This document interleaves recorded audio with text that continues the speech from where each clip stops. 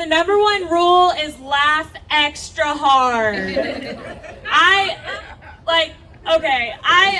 I've been watching a lot of Wife Swap lately, Wives Be Swapping, and there was this family where they did like laugh therapy, where they would just like stand in a circle and laugh, and it is great. Like you can actually, I hate when people say fake it till you make it, but you can like kind of fake a laugh until it turns into a real one. So just like practice that today, guys.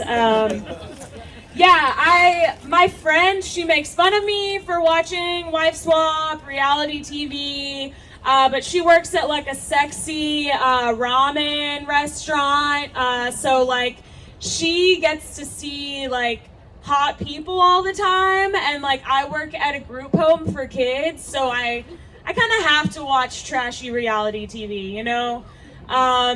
I work at a group home for kids. I'm a hero. Everything I do is selfless. Thank you very much. Yeah.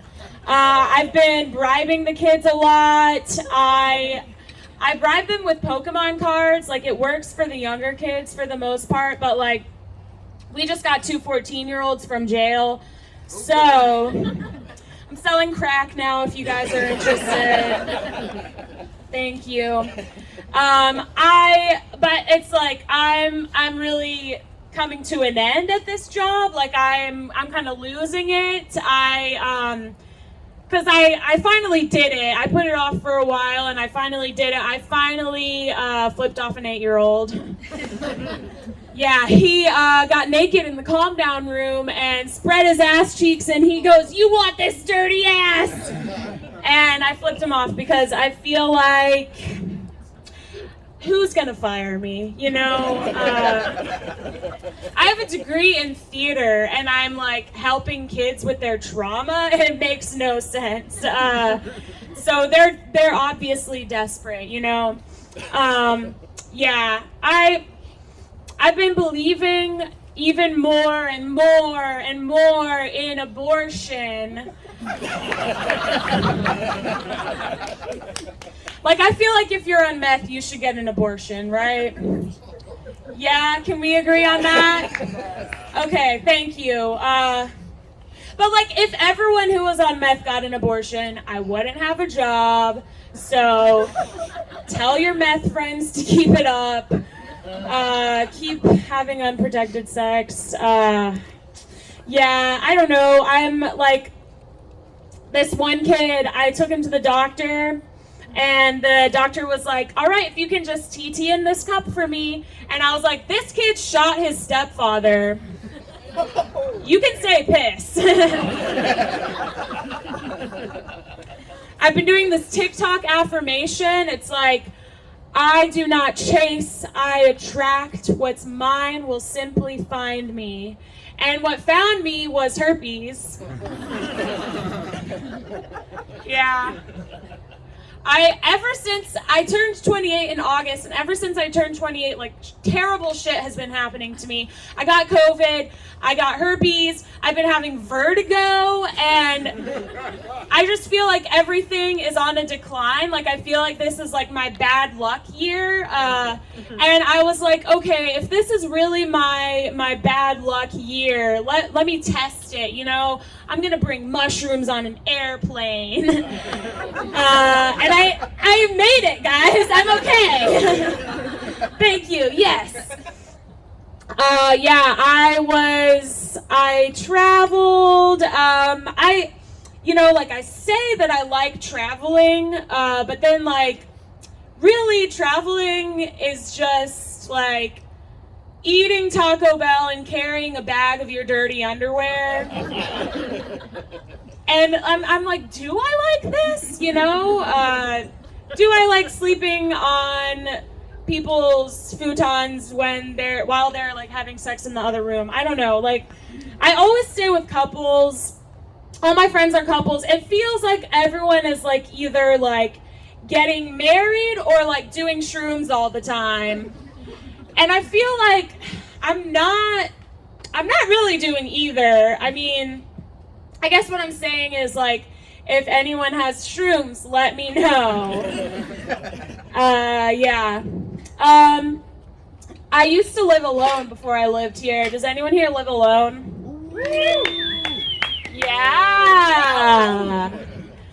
Okay, so all my friends were like, living alone is so cool. You know, you can hook up with anyone, anytime, anywhere. You can masturbate anytime, anywhere with yourself. But like the most sexual experience I had was just pulling out my contacts. Because I was like, get out of me! And they were like, ooh, but I want to stay in you. And I was like, I'm too dry for this. Why did I sleep with you? My mom gives me a lot of good advice. You know, she's always saying, put yourself out there, and I did it, and I got gonorrhea. And that was before the herpes. I obviously have not learned my lesson. I feel like using condoms is kind of like rinsing fruit. You know, I'm just not doing that. But I really gotta rinse my fruit these days, you know? When I went to the doctor and they were like, you have herpes, and if you change partners, you should probably take this medicine. And I was like, I change partners a lot. Okay, yeah, that's me. This one guy, he told me that my ass reminds him of a personal pizza. Yeah, I think that's because it's flat and you have to put ranch on it before you eat it. I can't come without ranch, guys.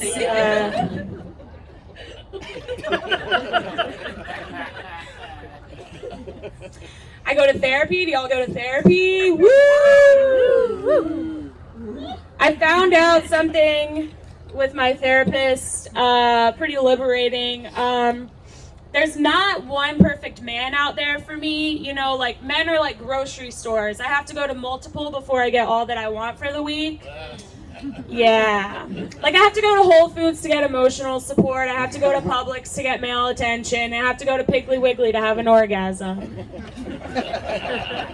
And the thing about Piggly Wiggly is it's not that big. But they have ranch dressing! Whoa! Ay, guys. I've made 2 uncircumcised penises bleed. Thank you, yes.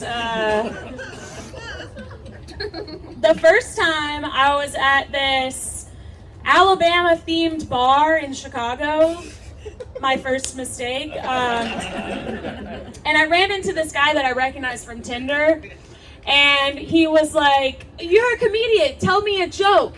And I told him a joke, and he was like, that's not very funny. And then I went home with him. And he was really into the fact that I'm from the South, red flag. And I was like younger, like this was like fake ID Alice, and I didn't want to have sex with him. I didn't want to give him a blowjob because like I don't like having more than one piece of gum in my mouth at a time, you know. So I started giving him a hand job, and it was his foreskin started bleeding, and he tried to like act casual about it. He was like, "You trying to bleed me out?" And maybe. Then we got in the shower and he splashed me, and that was the final straw, guys. That was the last hand job I've ever given. Thank you for that. Yes. Yeah, let's see, what else do I want to say? Oh, is that anyone here named John? There's gotta be. Yeah, okay, thank you. Do you know about Taco John's? Okay. No one ever does. They're in like Kentucky, like random places like that. But I've driven past a couple of them, but I never like stopped at one because like I just don't feel like trusting a guy named John with my tacos, you know? Like I feel like that's like trusting a guy named John to like not be a sore loser at beer pong because it's your birthday and he should be happy for you. Or like not trusting a guy named John to wear khakis at this cool drag event you thought you could bring him to. Or like trusting a guy named John to not interrupt you when you're freestyling because normally weed makes you anxious, but this one time you're rhyming and you're on beat and you're making sense and some guy in the corner just said, oh shit, but John has something better than you to say. Or like trusting a guy named John to not give you gonorrhea. That's a callback. Thank you. All right, guys, give it up for my hat.